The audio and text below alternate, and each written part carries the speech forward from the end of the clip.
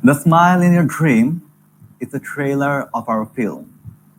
Raindrops come down, sandstorm wind through, but the smile always gleams. প্রেমের চশমার রাগী শিক্ষকটা ছাড়াও আমরা যে আমাদের শিক্ষা অর্থাৎ আমাদের পাঠ্য জীবনে এবং আমাদের বাস্তব জীবনের শিক্ষা গ্রহণ করতে পারি প্রচুর হাসি এবং আনন্দের মাধ্যমে, সেটি খুব ভালোভাবে আমাদের বুঝিয়ে দিয়েছেন কিছু হাস্যোজ্জ্বল মানুষ। তাদেরই একজন Sadman Sadiq.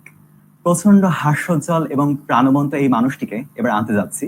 Presenting to you the coolest person of the webinar, the chief content creator at 10 Minute School, Sadman Sadik. Hi there. আমাকে এতক্ষণ কি দেখা যাচ্ছিল? আমি তো ভাবছি আমাকে পর্দার পিছিয়ে রাখছো ব্ল্যাক স্ক্রিন করে, দেন লাইক সাডেনলি ইন্ট্রোডিউস করবো। লাইক কি অবস্থা সবাই? এক্সাইটিং ভাবে সবার সামনে আনতে চাচ্ছি। Thank you so much, great job, great job.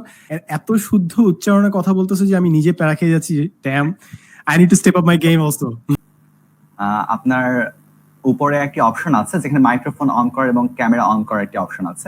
আপনি চাইলে ক্যামেরা অফ করেও প্রশ্নটি করতে পারেন। জি, আমরা আপনাকে দেখতে পাচ্ছি। আসসালামু আলাইকুম সাদমান ভাইয়া। ভাইয়া আমার প্রশ্নটা হলো যে সাডেন দেখা যায় পাবলিক স্পিকিং করতে করতে মানে হঠাৎ একটু কোনো ইনসিডেন্ট হয়ে যায় আশেপাশে, মানুষ দেখা যায় সেটার উপরে বেশি আকর্ষণ করতেছে, ফলে আমার স্পিচটা ইন্টারেস্টিং হওয়া সত্ত্বেও তারা দেখা যায় যে আর মানে এদিকে অ্যাটেনশন দিচ্ছে না, তারা ওই দিকে আসতেছে। সো সেভাবে অ্যাটেনশনটা আমি কিভাবে ফিরিয়ে নিয়ে আসবো? Exactly, that is a very good question. Thank you so much Maliya for asking that. এর জন্য সলিড আমার আনসার আছে। এই জিনিসটা প্রায় হয়। আমি তোমার একটা এক্সাম্পল দিই, যেটা হচ্ছে প্রায় হয়, মনে করো লেকচার নিচ্ছি কিংবা ওয়ার্কশপ নিচ্ছি, অনেক সময় কি ক্লাসের মাঝখানে কিংবা লেকচারের মাঝখানে অনেকজন মানুষ ঢুকলো, অর্থাৎ তাদের ক্লাস শেষ হয়েছে, শেষ হওয়ার পর তারা ওয়ার্কশপ জয়েন করছে। তো সাডেনলি একসাথে 5-10টা মানুষ যখন ঢুকে সবার দিকে তাকায় থাকে, কিংবা আমি এই ডায়লগটা অনেক জায়গায় মারি, মনে করো কেউ একজন সিঙ্গুলার মানুষ, জাস্ট একজন মানুষ ঢুকলো বাট অনেক সাউন্ড করে ঢুকলো, তারপর সবাই ওর দিকে তাকাবে। আমি বলি যে আমাকেও পাত্তা দাও, ওর দিকে খালি তাকায় থাকতেছো কেন? আমার কিছু জোক রেডি থাকে যে আমি জানি যে এই জিনিসগুলো হবেই। কেউ একজন আসবে, কেউ একজন জোরে কাশি দিবে, কার একজনের মোবাইলের রিংটোন বেজে উঠবে।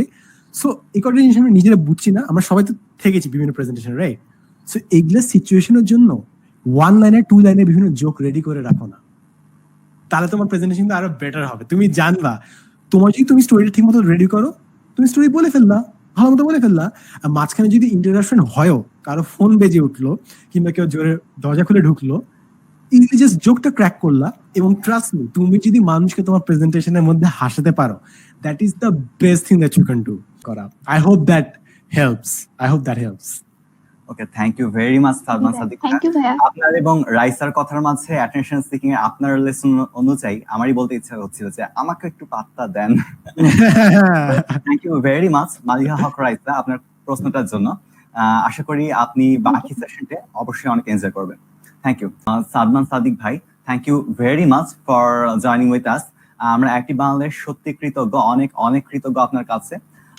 আশা করি ভবিষ্যতে আমাদের সম্পর্কটা কেবল শুরু, ভবিষ্যতে অনেক দূর, বহুদূর পাড়ি দেবো আমরা একসাথে। এবং আবার আপনাকে অনেক ধন্যবাদ। এতক্ষণ যারা ছিলেন আমাদের সাথে তাদেরকেও অনেক অনেক ধন্যবাদ।